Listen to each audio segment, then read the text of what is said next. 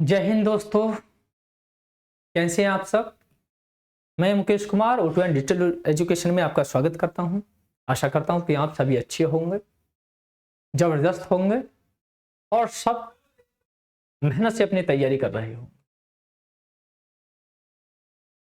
तो जैसे हमने पिछले टॉपिक में बात की थी, वैसे ही हम आज अपने नेक्स्ट टॉपिक में बात करते हैं। हमारा नेक्स्ट टॉपिक है आज का, कल हमने पढ़ा था परागण और उसके प्रकार, और आज हम उसके ही प्रकारों में हम डिस्कस करेंगे।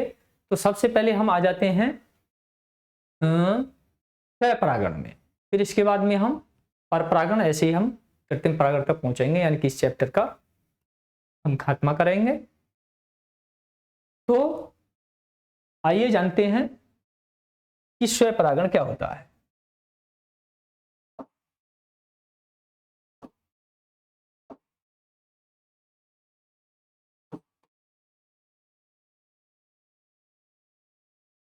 तो हम क्या जान रहे हैं, हम बात कर रहे हैं स्वपरागण। तो स्वपरागण की हम बात करते हैं। क्या है स्वपरागण? स्व यानी कि स्वयं में, और इसके हमने प्रकार भी जाने थे। इसके हमने दो प्रकार जाने थे। तो हम इसमें क्या लिखेंगे कि स्वपरागण, क्या लिखेंगे हम इसमें लिखेंगे स्वपरागण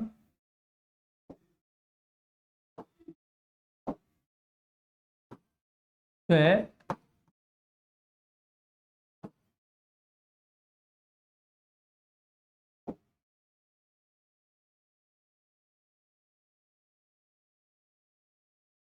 स्वपरागण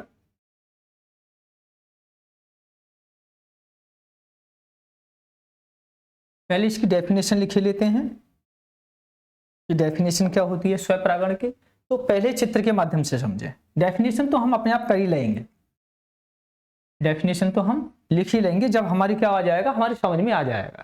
तो डेफिनेशन से हम क्या काम करते हैं, हम एक पुष्प बना लेते हैं। जैसे कि हमने यहीं पर एक क्या कर लिया, पुष्प बना लिया। क्या कर लिया हमने, एक पुष्प बना लिया, और एक पुष्प हम क्या कर लेते हैं, इधर बना लेते हैं। एक पुष्प हमने क्या कर लिया, इधर बना लिया।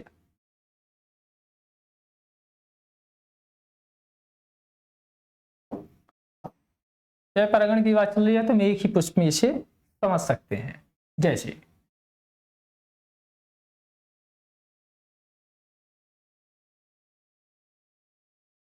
अब मान लो एक ये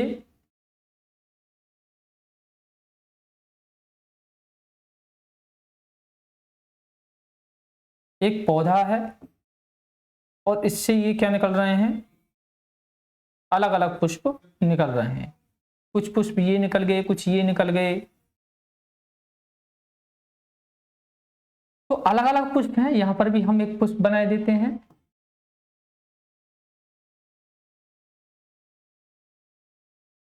ये इसकी पत्तियां हो गई, ऐसे पत्तियां आप बना सकते हैं। तो ये क्या हो गया, हमारा एक पौधा हो गया, जो कहां से निकल रहा है, यहां से। तो एक पुष्प है, एक पौधा है, सॉरी, एक पौधा, एक पौधे पर हमारे कई सारे पुष्प भी लग रहे हैं, फूल लग रहे हैं। तो फूल लग रहे हैं, और हमें जानना स्वपरागण। तो स्वपरागण का मतलब है स्वयं में। स्वयं में मतलब कि जब एक ही पौधे में, एक ही पौधे के पुष्प में क्या हो जाए, परागण की प्रक्रिया हो जाए, तो उसे हम क्या बोलते हैं, स्वपरागण। जैसे कि ये है, तो इसमें इसी पुष्प के परागण इसी पुष्प के वर्तिकाग्र पर आ जाए, या इस पुष्प के परागण इस पुष्प के वर्तिकाग्र पर पहुंच जाए। तो है तो क्या, है तो एक ही, है तो पौधा एक ही। बात समझ में आ रही है ना? पौधा तो एक ही है, जाति भी इसकी एक ही है, यानी कि एक ही पौधे पर ये पुष्प लगे हुए हैं। इन पुष्पों में आपस में अगर कहीं पर भी इसके परागण इस पर चले जाते हैं, इसके इस पर चले जाते हैं, इसके इस पर चले जाते हैं, और तब जब इनमें क्या हो जाए, निषेचन की प्रक्रिया संपन्न हो जाए, तब हम उसे क्या कहते हैं, परागण कहते हैं। निषेचन को छोड़िए, आम मात्र केवल क्या आपको कराना है, परागण। तो परागण का मतलब है केवल पहुंचना, यानी कि पराग कणों का वर्तिकाग्र तक पहुंचना। तो एक ही पादप में उसके पुष्प के परागकण उसी के या फिर उस पौधे के किसी दूसरे पुष्प पर के वर्तिकाग्र पर पहुंच जाते हैं। जैसे इस पुष्प के ये परागण है, ये परागण है, इस पुष्प के परागणों को मैंने कहां भेज दिया, यहां इस पुष्प के वर्तिकाग्र पर भेज दिया। ऐसा भी हो सकता है कि इस पुष्प के परागण इसी पुष्प के वर्तिकाग्र पर आ सकते हैं।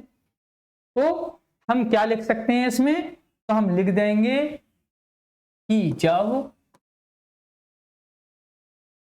किसी पुष्प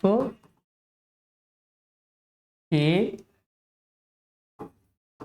एक ही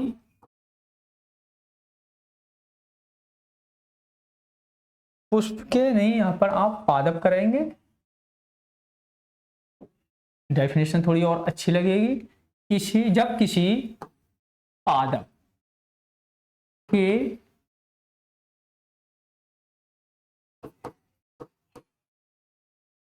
पुष्पों के परागकण उसी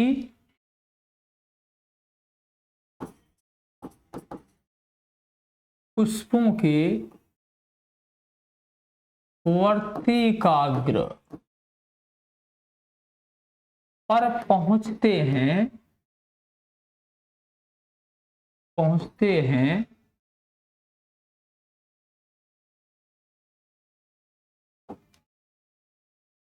हैं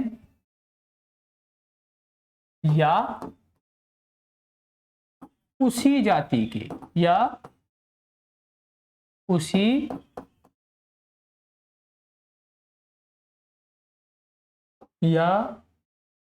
उसी जाति के नहीं लिखेंगे, हम लिखेंगे उसी पौधे के दूसरे, इसके दूसरे पुष्प पर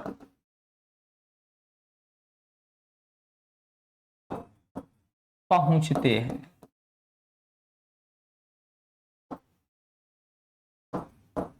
तब स्वपरागण कहलाता है।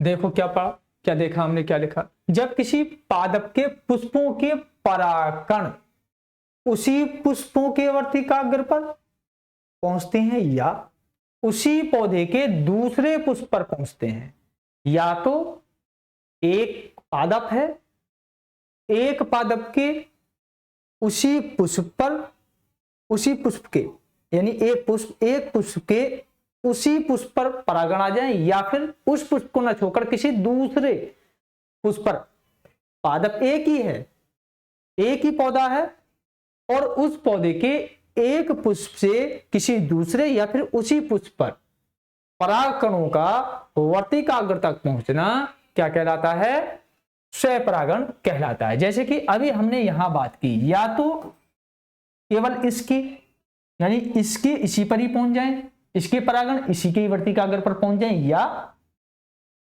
इसके इस पुष्प पर पहुंच जाए, यानी इस पुष्प के परागण इस पुष्प के वर्तिकाग्र तक पहुंच जाते हैं, तो वह स्वपरागण कहलाता है। अब हम जानेंगे स्वपरागण के प्रकार। तो स्वपरागण हमने क्या पढ़ा था, दो प्रकार से पढ़ा था, कौन कौन से, एक हमने पढ़ा था स्वयुग्मन, तो हम यहां पर लिखेंगे स्वपरागण के दो प्रकार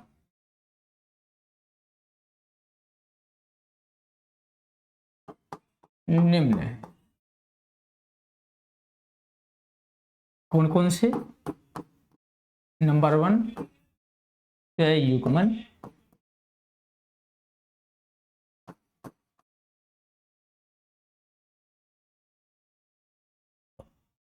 तो पहले स्वयुग्मन को जाने लेते हैं और दूसरा अभी हम आगे पढ़ लेंगे। तो स्वयुग्मन क्या होता है? स्वयुग्मन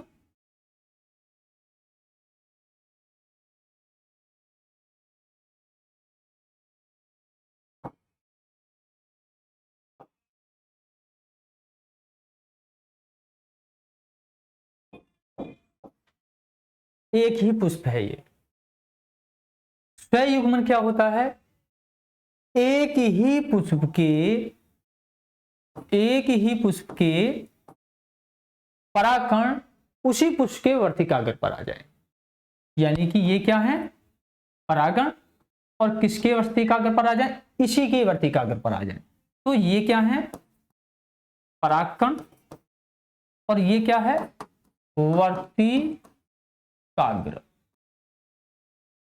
तो परागकणों का उसी पुष्प के वर्तिकाग्र पर आ जाना क्या कहलाता है? स्वयुग्मन कहलाता है। बात समझ में आई? बात समझ में? सीधी सीधी बात है। एक ही पुष्प होगा, यानी एक पादप होगा, एक पौधा होगा, और एक पौधे पर कोई एक पुष्प होगा, और उस पुष्प के परागण उसी पुष्प के वर्तिकाग्र पर पहुंच जाते हैं। यह क्या कहलाता है? स्वयुग्मन कहलाता है। बात समझ में आई? तो इसमें हम क्या लिख देंगे? यही चीज लिख देंगे। तो क्या लिख लेंगे इसमें? यहां पर हम लिखे लेते हैं, जब किसी पादप के पुष्प के परागकण उसी पादप के पुष्प के परागण उसी पुष्प के वर्तिकाग्र पर पहुंचते हैं,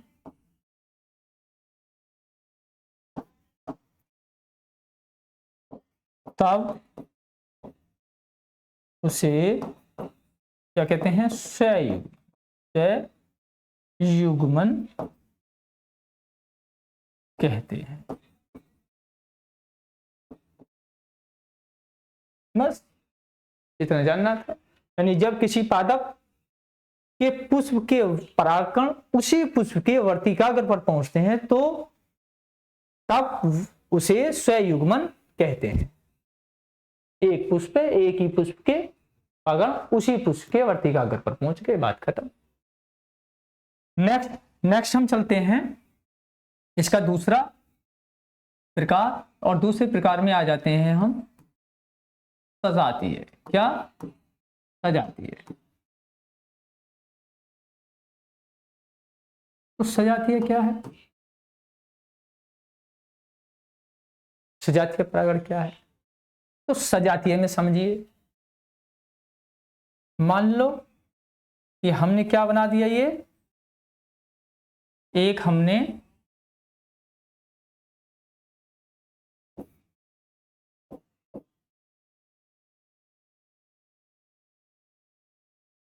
क्या बना दिया, ये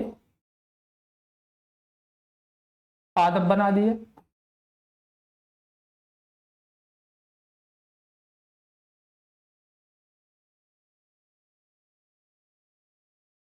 और एक हमने कहां बना दिया? पुष्प यहां बना दिया।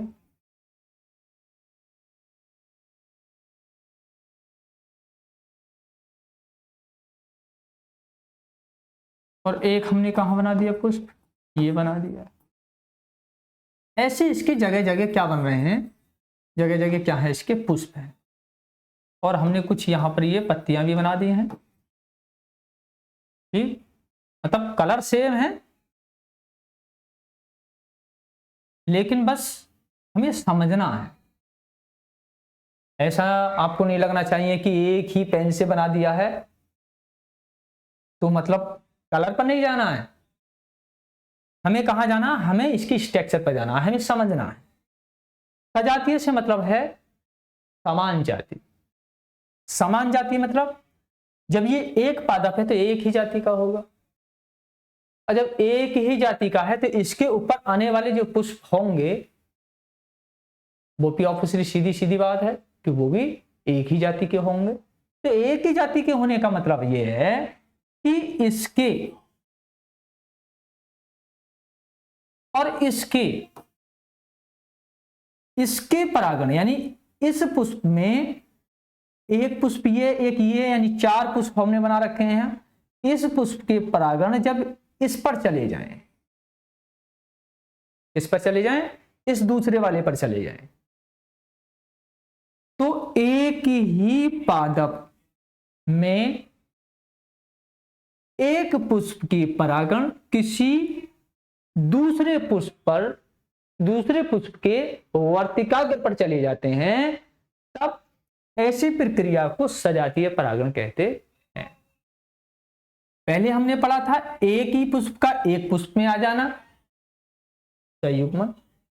अब हम पढ़ रहे हैं सजातीय परागण, यानी एक पादप के एक पुष्प से दूसरे पुष्प पर, पादप एक ही रहेगा लेकिन पुष्प 2 हो जाएंगे, यानी एक पुष्प के परागण किसी दूसरे पुष्प पर चले जाएंगे। तो इसके परागण, इन्हें हम क्या लिख देंगे, यहां पर क्या लिख देंगे, इसे परागण, परागण सॉरी। और इस पुष्प के किस पर पहुंच गए, वर्तिकाग्र पर। और ये क्या है, वर्तिकाग्र क्या है, ये इस पुष्प के किस पर चले गए, वर्तिकाग्र पर चले गए बस। और ये किसी पर भी जा सकते हैं, किसी के किसी पर भी आ सकते हैं, तो ये क्या कहलाता है, सजातीय। तो हम क्या लिखेंगे, इसमें क्या लिख सकते हैं, क्या हो, एक पादप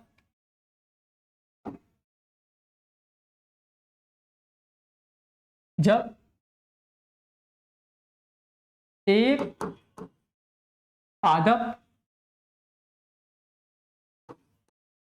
के पुष्प के परागण उसी पादप के दूसरे पुष्प के वर्तिकाग्र पर पहुंचते हैं, तब वह प्रक्रिया क्या कहलाती है, सजातीय स्वपरागण कहलाती है, यह सजातीय परागण कहलाती है, सजातीय परागण कहलाती है।